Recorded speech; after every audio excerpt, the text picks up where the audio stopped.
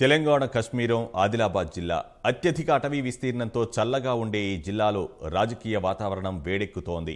అభివృద్ధి కార్యక్రమాలే మళ్లీ అందలమెక్కిస్తాయని అధికార పార్టీ ధీమాగా ఉంటే తెరాస నేతల అవినీతే వారికి శాపంగా మారుతుందని విపక్షాలు స్పష్టం చేస్తున్నాయి. అసంతృప్తి రాగాలు అన్ని పార్టీలకు తలనొప్పిగా మారిన వేళ గెలుపు గుర్రాల కోసం అధిష్టానాలు సర్వేలు చేసుకుంటున్నాయి. నాయకులు మాత్రం ఎన్నికలు ఎప్పుడొచ్చినా గెలుపు తమదేనంటూ మేకపోతు గాంభీర్యం ప్రదర్శిస్తున్నారు. ఇంతకీ ఆదిలాబాద్లో ఆధిపత్యం ఎవరిది? జీవనది గోదావరి, చదువుల తల్లి నిలయం బాసర, నల్ల బంగారంగా పేరొందిన సింగరేణి, జల్ జంగల్ జమీన్ అనే కొమరంభీం నినాదం, మరో జలియన్ వాలా బాగ్గా ప్రసిద్ధి పొందిన ఇంద్రవెల్లి, వెరసి ఉమ్మడి ఆదిలాబాద్ జిల్లా ముఖ చిత్రం, రాజకీయ రణక్షేత్రం. మార్పులకు అనుగుణంగా అన్ని రాజకీయ పార్టీలకు ప్రతిష్టాత్మకంగా మారుతుంది.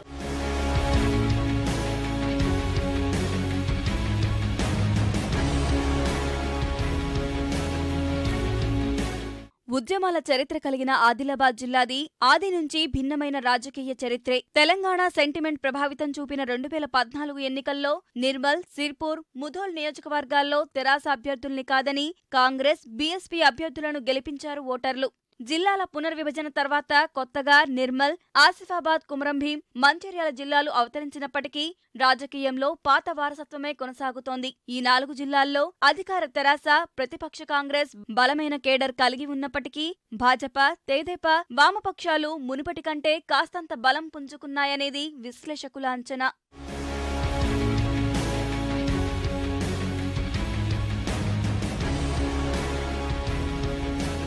ఉమ్మడి ఆదిలాబాద్ జిల్లాలో మొత్తం 10 శాసనసభ స్థానాలుండగా 2014లో తెరాస ఏకంగా 7ని ఖాతాలో వేసుకుంది. ఆదిలాబాద్, బోధ్, ఖానాపూర్, ఆసిఫాబాద్, చెన్నూరు, బెల్లంపల్లి, మంచిర్యాల నియోజకవర్గాల్లో కారు దుమ్ము రేపింది. నిర్మల్, సిర్పూర్, కాగజ్నగర్ స్థానాల నుంచి బీఎస్పీ అభ్యర్థులుగా బరిలో దిగిన ఇంద్రకరణ్ రెడ్డి, కోనేరు కోనప్ప, ముధోల్ నుంచి విఠల్ రెడ్డి గెలుపొందారు. ఈ ముగ్గురు తెరాస తీర్థం పుచ్చుకోవడంతో జిల్లాలో తెరాస ఎదురులేని పార్టీగా అవతరించింది. సిర్పూర్ ఎమ్మెల్యే కోనప్ప మినహా మిగతా ఎమ్మెల్యేల పరిస్థితి ఆశాజనకంగా లేదని ఇటీవల తెరాస అంతర్గత సర్వేలో తేలిందనే ప్రచారం గులాబీ శ్రేణుల్లో ఆందోళన రేపుతోంది. 10 నియోజకవర్గాల్లోనూ తెరాస నేతలు శ్రేణుల మధ్య అంతరం కొట్టొచ్చినట్లు కనిపిస్తోంది. 3 నెలలకోసారి జరిగే జిల్లా పరిషత్ సర్వసభ్య సమావేశాల సాక్షిగా వ్యక్తమవుతూనే ఉంది. ప్రతి ఎమ్మెల్యేకు అసమ్మతి సెగ ఉంది. తెరాసకు ఇంతవరకు జిల్లా అధ్యక్షుడే లేరు. ప్రధాన ప్రతిపక్షం కాంగ్రెస్ కూడా జిల్లాలో వర్గ పోరాటాలతో సతమతమవుతోంది. నిర్మల్, మంచిర్యాల, బెల్లంపల్లి, ఆసిఫాబాద్, చెన్నూరు నియోజకవర్గాల్లో బస్సు యాత్ర సాక్షిగానే ఇది బయటపడింది. కాంగ్రెస్ జిల్లా అధ్యక్షుడు మహేశ్వర్ రెడ్డి ఏకపక్షంగా వ్యవహరిస్తున్నారనే విమర్శలు ఆ పార్టీకి చేటుగా మారాయి. భాజపా కేవలం మోదీ హిందుత్వ నినాదాలతోనే క్యాడర్ను పెంచుకునే ప్రయత్నం చేస్తోంది. జిల్లాలో వారసత్వ ఓట్ బ్యాంక్ కలిగిన వామపక్షాలు కార్మిక వర్గాన్ని కూడగట్టి శక్తిగా ఎదిగే ప్రయత్నం చేస్తుండడం తెరాస, కాంగ్రెస్ల గెలుపోటములకు గండి కొట్టే అవకాశం కనిపిస్తోంది. ఇంత గొప్ప అభివృద్ధి సంక్షేమ కార్యక్రమం చేసిన తర్వాత అభ్యర్థులు ఎవరున్నా మాకు ఇక్కడ ఎమ్మెల్యేలు, ఎంపీలు ఎవరున్నా మాకు కేసీఆర్ గారితో పని. కేసీఆర్ గారు ఎవరిని పెట్టినా, ఏ క్యాండిడేట్ పెట్టినా కేసీఆర్ గారి పేరు మీద 10కి 10 ఒక పార్లమెంట్ సీటు సునాయాసం గెలుచుకున్నాం. మాకు అసలు పార్టీలు, ప్రతిపక్షాలు, వ్యక్తులు ఎవరు మాకు సాటి కాదు, పోటీ కాదు. మొత్తం ఆదిలాబాద్ జిల్లాలో జన చైతన్య యాత్ర, బస్ యాత్ర, దీనివల్ల ప్రజలలో ఒక విధమైన నమ్మకం, విశ్వాసం కలుగుతున్నది. ప్రజల్లో ఒక విధమైన ఉత్సాహం ఉన్నది, నమ్మకం ఉన్నది, విశ్వాసం ఉన్నది. ఎందుకంటే కాంగ్రెస్ పార్టీ దాన్ని చెప్తే పనిచేస్తుందనే ఒక విశ్వాసం. ప్రత్యేకంగా ఆదిలాబాద్ పార్లమెంటు 7 సీట్లు తప్పనిసరి గెలుస్తామని మనం. అటవీ శాఖలో ఉద్యోగాలు ఇప్పిస్తామని కుంభకోణాలు, బీసీ కార్పొరేషన్లో రుణాలు ఇప్పిస్తామని కుంభకోణాలు, దేవాదాయ శాఖ భూములు అన్యాక్రాంతం. ఈ విధంగా మంత్రుల అవినీతి గురించి మాట్లాడితే ఈరోజు ప్రజలంతా కూడా చీత్కరించే పరిస్థితుల్లో ఉన్నారు. ఒక్కొక్క ఎమ్మెల్యే 4 ఇండ్లు కట్టుకున్నారు 4 కోట్ల రూపాయలు పెట్టి. కానీ పేదలకు డబుల్ బెడ్రూమ్ మాత్రం జిల్లాలో ఒక డబుల్ బెడ్రూమ్ కూడా గృహప్రవేశం జరగలేదు. రాజకీయం అంటేనే బొమ్మ బొరుసు కలిగిన నాణెం లాంటి, ఓటర్ల చేతిలో పాచిక లాంటి. దీని ఫలితం ఎలా ఉంటుందో ఊహించలేము. ప్రస్తుతం ఆదివాసీ లంబాడీల అంశము తెరపైకి వచ్చింది. ఇది రాజకీయ పార్టీల గెలుపోటములపై ప్రభావం చూపనుంది.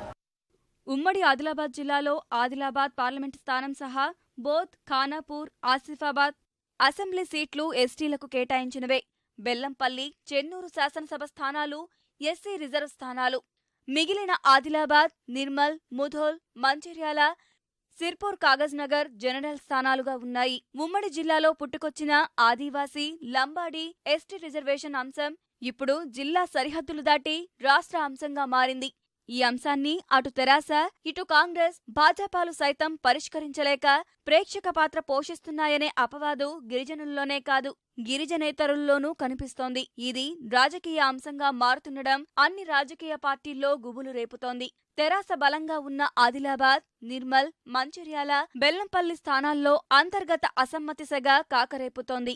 మున్సిపల్ చైర్మన్లు ద్వితీయ శ్రేణి నేతల రూపంలో జోగు రామన్న, ఇంద్రకరణ్ రెడ్డి, దివాకర్ రావు, దుర్గం చిన్నయ్యలను అసమ్మతి పట్టి పీడిస్తోంది. ఈ స్థానాల్లో కాంగ్రెస్ కూడా గ్రూపు తగాదాల్లో చిక్కుకుని సతమతమవుతుండడం అధికార పార్టీ నేతలను గట్టెక్కించేలా ఉంది. బోధ్, ఖానాపూర్, ముథోల్, ఆసిఫాబాద్, చెన్నూరు స్థానాల్లో ఎమ్మెల్యే టికెట్టు ఎవరికిస్తారో స్పష్టత లేకపోవడం నేతలకు కంటిమీద కునుకు లేకుండా చేస్తోంది.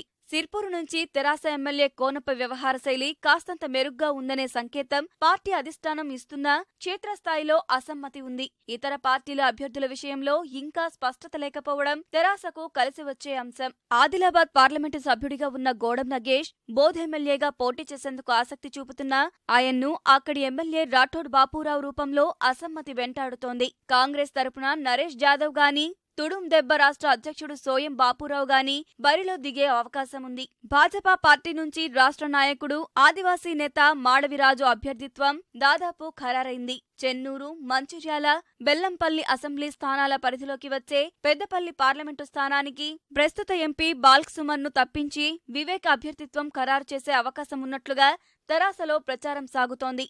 ఇక్కడ నుంచి కాంగ్రెస్ తరపున ప్రజా గాయకుడు గద్దర్ కుమారుడు సూర్యంను బరిలో దింపే ప్రయత్నం చేస్తోంది. పార్టీకి సంబంధించినటువంటి ఓటింగ్ ప్యాటర్న్ ఒకసారి మనం చూస్తే కాంగ్రెస్ కావచ్చు, బీజేపీ కావచ్చు, తెలుగుదేశం కావచ్చు, దరిదాపుల్లో కూడా లేవు. ఒక వ్యక్తిగతంగా 10% తక్కువనో లేకపోతే 15% తక్కువ ఉన్నప్పటికీ కూడా పార్టీ యాజ్ హోల్గా 50, 60, 70% హైగా ఉన్నటువంటి పార్టీ ఉంది. కాబట్టి ఎలాంటి ఇబ్బంది లేదు. 4 సంవత్సరాలు గడిచి ఈ ఎక్కడ కూడా ఆదివాసీ ఉమ్మడి జిల్లాలో ఉన్నటువంటి ఆదివాసులకు ఎక్కడ కూడా ఒక బోరు బావి లేదు, ఒక మోటార్ లేదు.